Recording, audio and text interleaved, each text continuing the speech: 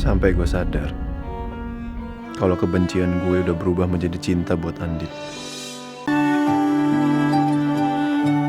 Kenapa tadi Bu Andin meninggalkan kelas tanpa izin?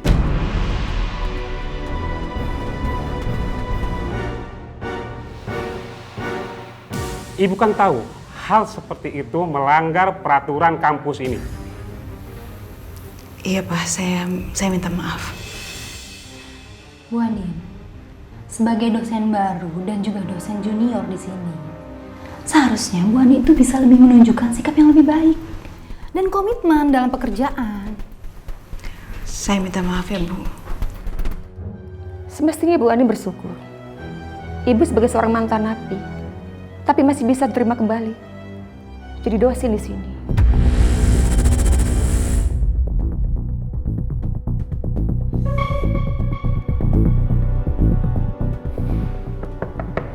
Ya, silakan masuk.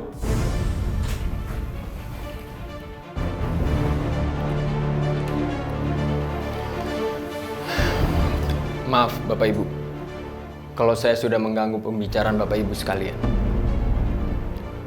Apa Bapak dan Ibu sekalian memanggil Bu Andin ke sini hanya untuk menghinanya? Tanpa mempertanyakan apa keperluannya. Sehingga Bu Andin pergi meninggalkan kelas. Bu Andin pergi karena permintaan papa saya.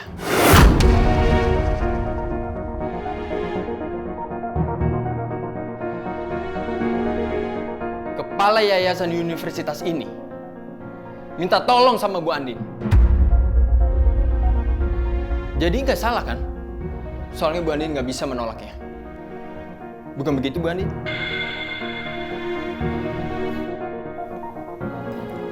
Kalau ada yang nggak percaya, silakan hubungi papa saya. Ini handphone saya.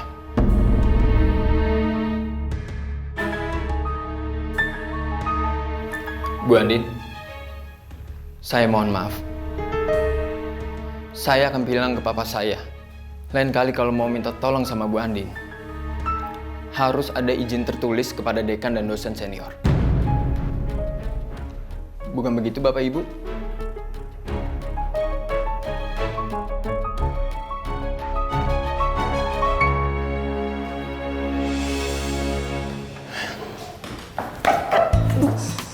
Sakit.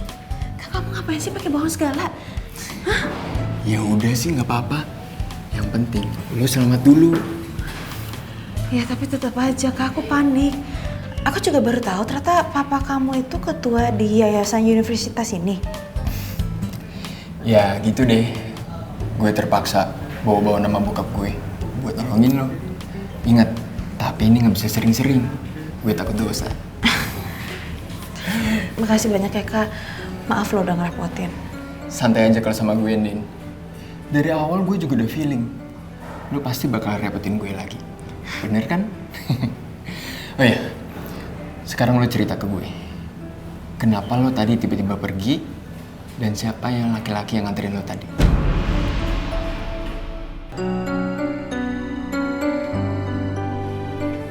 Pak.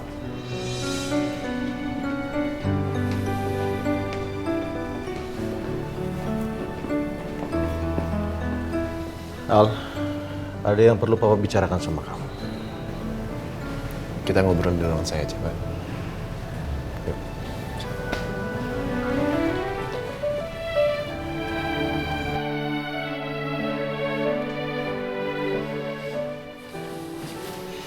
Silakan.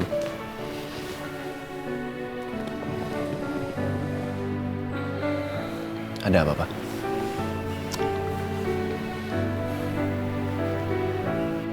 Apa kamu mengerti kenapa Papa semarah itu sama kamu?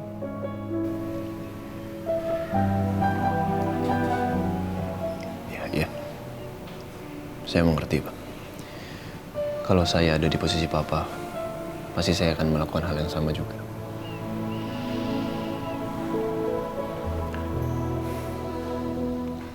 Terus bagaimana hubungan kamu sama Andin? Papa mau tanya. Apa kamu masih ingin kembali bersama?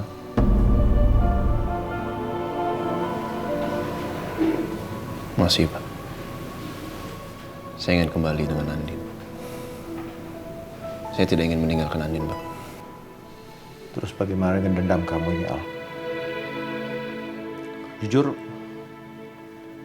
sebagai orang tua, Papa sangat mengkhawatirkan Andin. Setelah Papa tahu Andin dinikahi oleh kakaknya Roy. Apalagi setelah Papa tahu bahwa kamu menikahi Andin karena dendam. Papa mau tanya sama kamu, Al. Papa langsung ingat semua kejadian pada saat Andin masih bekerja di sini dan di awal-awal pernikahannya sama kamu. Apakah kamu ada hubungannya pada saat Andin terjebak di toilet waktu itu? Gak usah dijawab. Apakah kamu ada hubungannya pada saat Andin waktu itu cerita ke Papa, dia hampir tertimpa logo perusahaan kamu? Gak usah kamu jawab juga.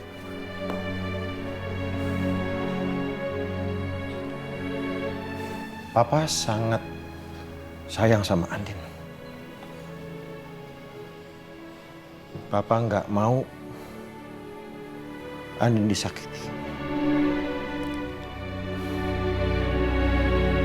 Papa ngomong begini, Al. Karena kamu adalah tipe laki-laki yang bisa melakukan apapun untuk mendapatkan tujuan kamu.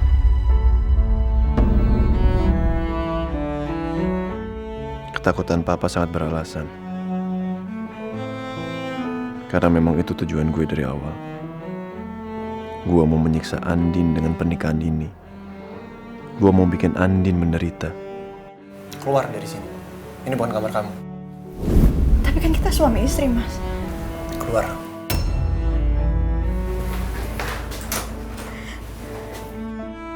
Keluar. Keluar!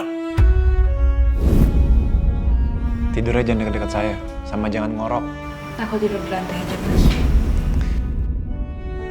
Terserah kamu tidur di lantai, tidur di mana, terserah kamu. Saya nggak peduli. Sampai gue sadar kalau kebencian gue udah berubah menjadi cinta buat Andin.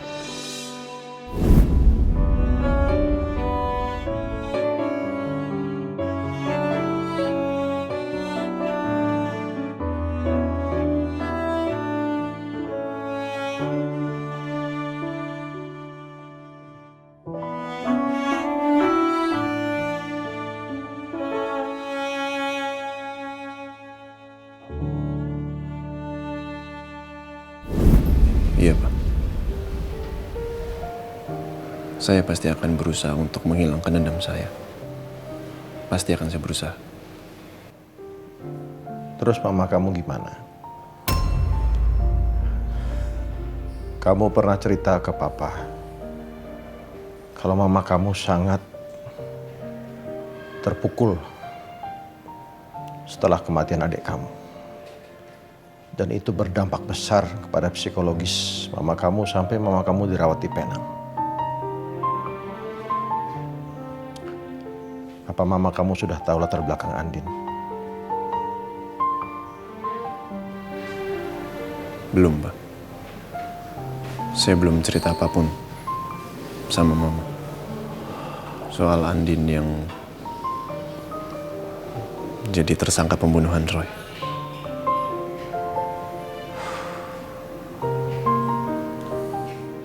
Hal ini mungkin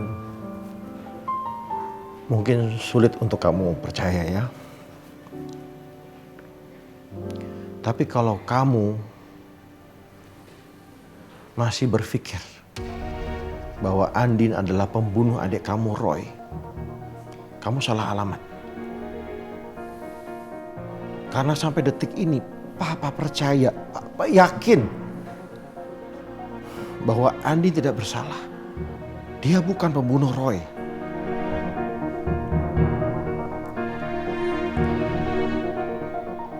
Saya juga ingin percaya, Pak. sangat ingin percaya. Tapi sekarang saya butuh buktinya, Pak. Karena ketika di persidangan, semua bukti mengarah sama Andin. Saya cuma butuh bukti, Pak. Bukti untuk saya percaya. Saat itu memang Andin gak punya bukti.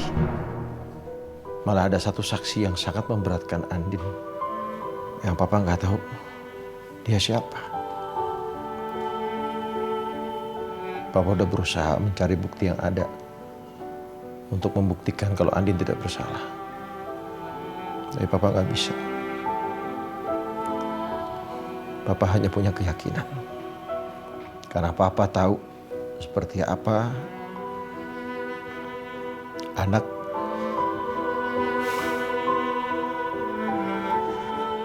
yang papa rawat, papa sayangi, dan papa berikan cinta.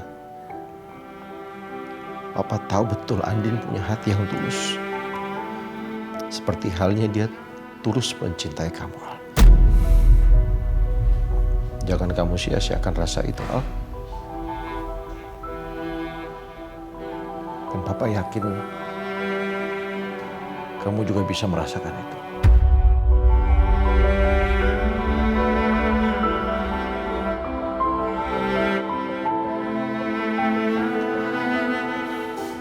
Itu aja yang mau papa bicarakan sama kamu, ya. Pak. Saya ingin membahas soal restoran. Apa papa sudah mau untuk memegang kembali?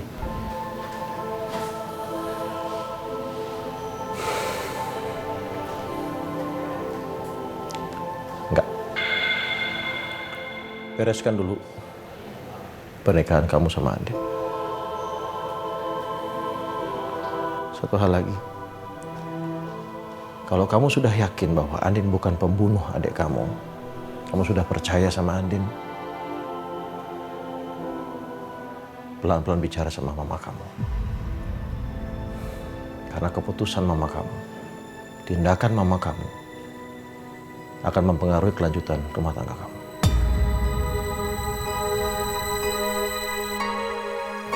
Papa permisi. Assalamualaikum warahmatullahi wabarakatuh.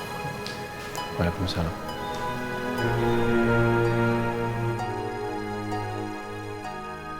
Saya minta maaf soal saksi palsu itu, Din. Tapi sekarang siapa yang bisa membuktikan, Din? Siapa yang bisa membuktikan bahwa kamu memang gak bersalah? Seperti yang Papa bilang. Seperti yang kamu bilang. Siapa? Apa buktinya, Din? Mana buktinya? Oke, sekarang lo cerita ke gue. Siapa laki-laki yang nganterin lo tadi? Dia tuh ya suami aku, Kak. Kenapa? Ya gue kaget lah. Kok lo gak pernah cerita sih kalau lo udah nikah? Dan lo gak ngundang gue kan? Ya gimana mau ngundang? Bukannya lagi di Korea? Oh iya. Yaudah lanjut. Aku tadi ninggalin kelas itu juga karena aku udah janji sama anak aku untuk datang ke acara sekolahannya. Oh, jadi lo juga udah punya anak? Lebih tepatnya anak angkat suami aku, Kak. Oke. Sebenarnya gue juga punya anak kandung, Kak. Tapi sayangnya dia udah pergi ninggalin gue selamanya. Tapi gue rasa gue juga gak perlu cerita soal itu ke lo. Din, sebelumnya gue minta maaf ya. Ada yang mau gue tanya sama lo. Tapi lo jangan marah. Gue denger lo sempat masuk penjara ya. Gue boleh tahu nggak apa yang terjadi waktu itu?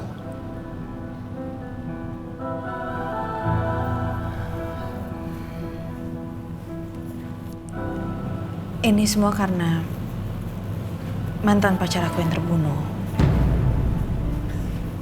Terus? Dan aku dituduh sebagai pelakunya. What?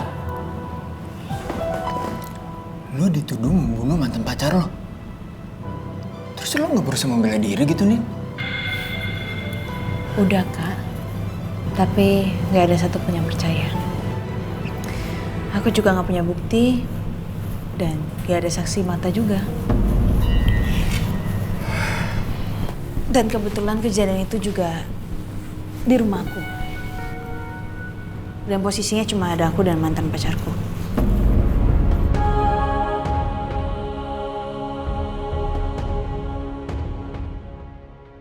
Tapi setidaknya ada satu orang yang percaya, yaitu Papa.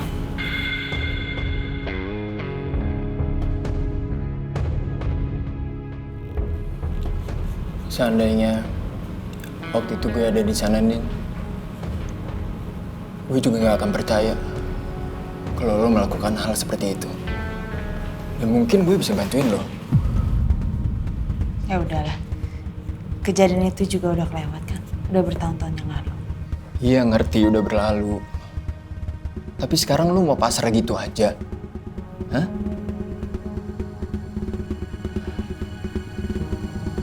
Sekarang belajar untuk ikhlas. Bukan pasrah, ikhlas.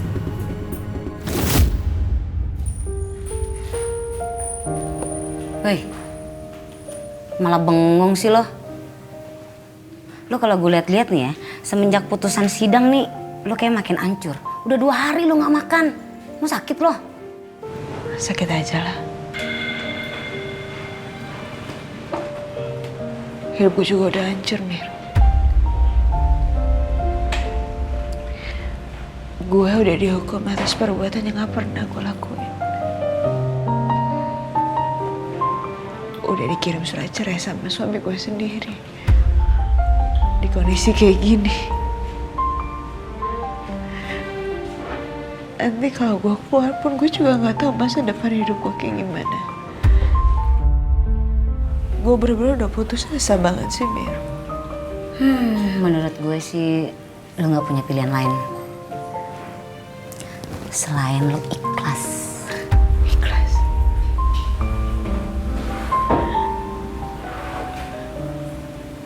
Tapi kenapa ya? Kenapa harus gue?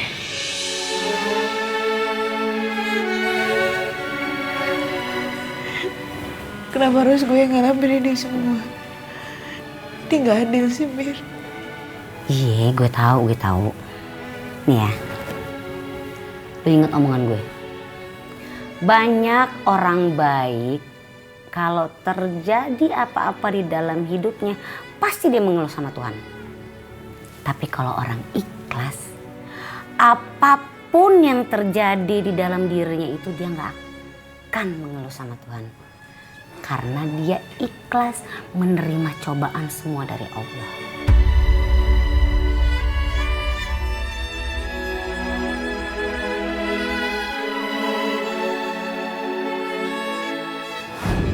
Setelah dipikir-pikir, apa yang temen aku omongin, ya ada benarnya juga. Belajar untuk mengikhlaskan semuanya. Setidaknya lumayan ngebantu untuk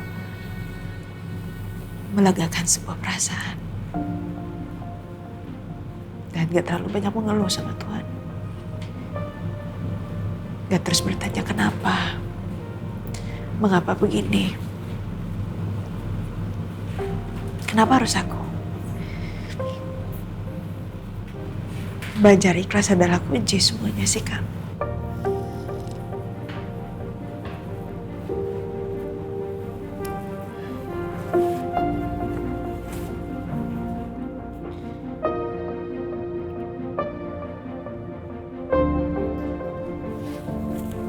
Makasih. Ya mau gimana? Lo dari dulu orangnya emang suka ngalah. Apa-apa ngalah. Lo inget gak waktu di kampus? Lo dikasih tugas kelompok, tapi yang lain malah sibuk main. Cuma lo sendiri yang ngerjain tugasnya. Dan mereka cuma nebeng nama. Iya kan? Ya udah, Aduh, gue ceritain semuanya kan. Kayak gue harus balik nih. Jangan sungkan, Din. Lo itu udah gue anggap sebagai adik gue sendiri. Dan gue sebagai abang lo, gue akan bela mati-matian lo. Makasih ya, Kak. Aku duluan. Tunggu.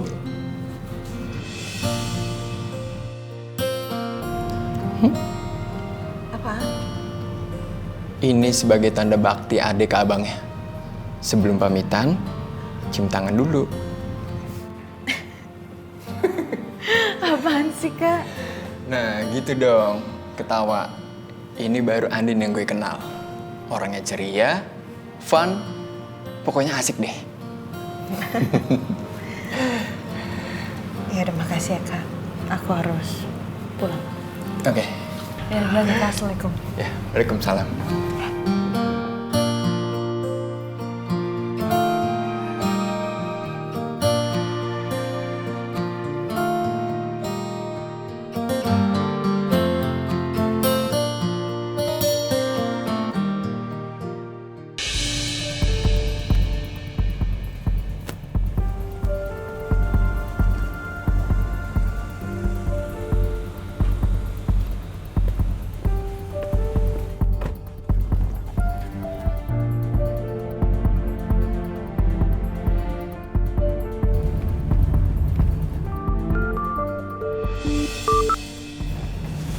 Halo, Mas. Gimana tadi di kampus? Ada masalah nggak?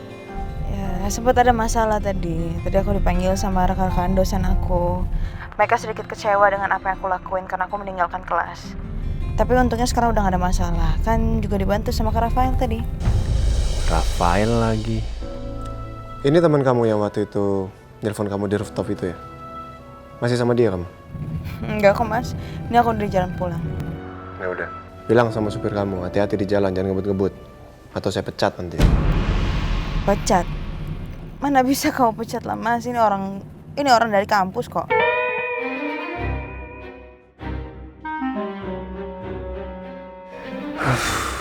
Hampir aja kebongkar rahasia gue sendiri. Kalau supir itu dari gue, bukan dari kampus. Mas, aku tahu kamu bisa segampang itu, Mas, pecat orang. Tapi kan orang ini kan bukan orang kerjaan kamu, ya kan? Orang ini dari kampus. Emang bisa? Iya. Ya udah. Langsung pulang ya. Jangan mampir-mampir. Iya, Mas. Walau pasti